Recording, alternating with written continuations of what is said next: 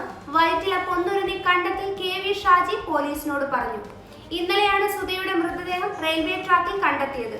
CCTV ദൃശ്യങ്ങളുടെ അടിസ്ഥാനത്തിൽ നടത്തിയ അന്വേഷണത്തിൽ പ്രതി മണിക്കൂറുകൾക്കുള്ളിൽ പിടിയിലായി.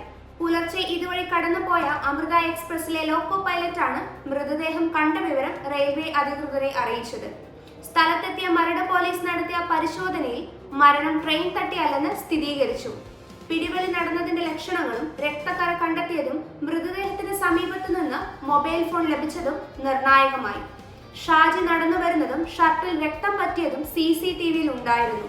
ഇവ കേന്ദ്രീകരിച്ച് നടത്തിയ അന്വേഷണത്തിലാണ് മണിക്കൂറുകൾക്കുള്ളിൽ യുവതിയെ തിരിച്ചറിഞ്ഞ് പ്രതിയിലേക്ക് പോലീസ് എത്തിയത്. ആലപ്പുഴ അമ്മയുടെ മൃതദേഹം മറ്റാരും അറിയാതെ മകൻ കുഴിച്ചുമൂടി. തുറവൂർ മനക്കോടം സ്വദേശി രാധയുടെ മൃതദേഹമാണ് മകൻ ഗിരീഷ് അടുക്കളയിൽ കുഴിച്ചിട്ടത്. ഗിരീഷിനെ പോലീസ് കസ്റ്റഡിയിലെടുത്തു. നാട്ടുകാരുടെ പരാതിയിൽ അസ്വാഭാവിക മരണത്തിന് പോലീസ് കേസെടുത്തു അന്വേഷണം തുടങ്ങി. അന്വേഷണത്തിന്റെ ഭാഗമായി ഇന്ന് മൃതദേഹം പുറത്തെടുത്ത് പോസ്റ്റ്മോർട്ടം നടത്തും. ഭക്ഷണം കൊണ്ടുവന്നപ്പോൾ അമ്മ അനക്കമില്ലാതെ കിടക്കുകയായിരുന്നു എന്നാണ് പോലീസിനോട് ഗിരീഷ് പറഞ്ഞത്.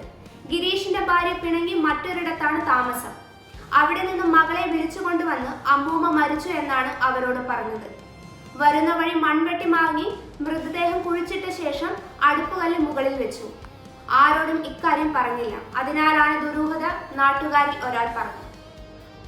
നീതിന്യായ വ്യവസ്ഥയിലെ അഴിമതിയെക്കുറിച്ചുള്ള ഭാഗം പാഠപുസ്തകത്തിൽ ഉൾപ്പെടുത്തിയതിനെതിരെ വിമർശനവുമായി സുപ്രീം കോടതി ചീഫ് ജസ്റ്റിസ് സൂര്യകാന്ത്. 8ാം ക്ലാസ്സിലെ NCERT പാഠപുസ്തകത്തിലാണ് ജുഡീഷ്യൽ അഴിമതിയെക്കുറിച്ച് പരാമർശിക്കുന്നത്.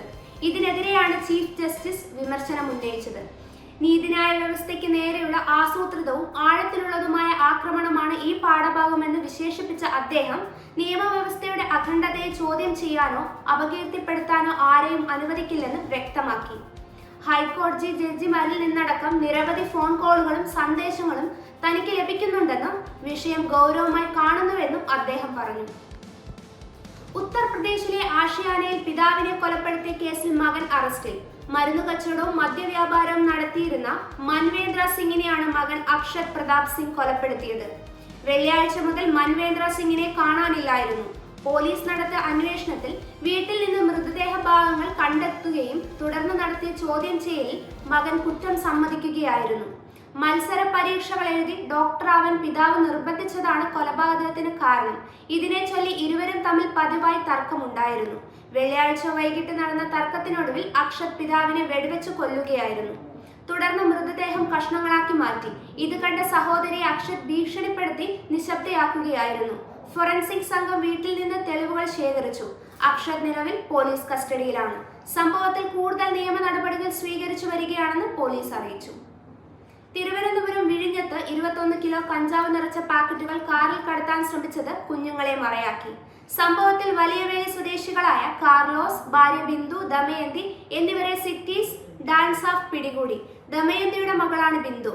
വെങ്ങാനൂർ നെല്ലിവിള ക്ഷേത്രത്തിന് സമീപം ഇന്നലെ രാത്രി 9:30-നാണ് സംഭവം. കാറിൽ ഇവരുടെ 3 കുട്ടികളും ഉണ്ടായിരുന്നു. തമിഴ്നാട്ടിൽ നിന്ന് കഞ്ചാവുമായി കാറിൽ വരുമ്പോൾ രഹസ്യ വിവരത്തെ തുടർന്ന് ഡാൻസ് സംഘം പിന്തുടർന്ന് പിടികൂടുകയായിരുന്നു. കുട്ടികൾക്കൊപ്പം തമിഴ്നാട്ടിൽ ഉല്ലാസയാത്ര കഴിഞ്ഞു എന്നാണ് ഇവർ പോലീസിനോട് പറഞ്ഞത്.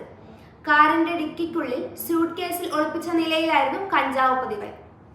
ഇതുപോലുള്ള ന്യൂസ് അപ്ഡേറ്റുകൾക്കായി വിപ്ര ന്യൂസ് സബ്സ്ക്രൈബ് ചെയ്യുക.